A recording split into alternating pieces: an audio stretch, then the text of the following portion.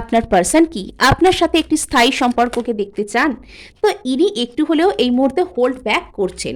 তো ইনি পরবর্তীতে হতে পারে এই সময়টি কেটে গেলে পরবর্তীতে 4 মাস, অনেকের ক্ষেত্রে 4 মাস বাদে আপনার পার্সন কিন্তু আপনার সাথে একটা ভিক্টোরিয়াস সিচুয়েশন দেখতে চাইবেন। উনি হয়তো তখন আপনার প্রতি কোনো রকম কোনো ভালো মনোভাব, ভালো একটা জায়গায় উনি আপনার প্রতি আসতে পারেন।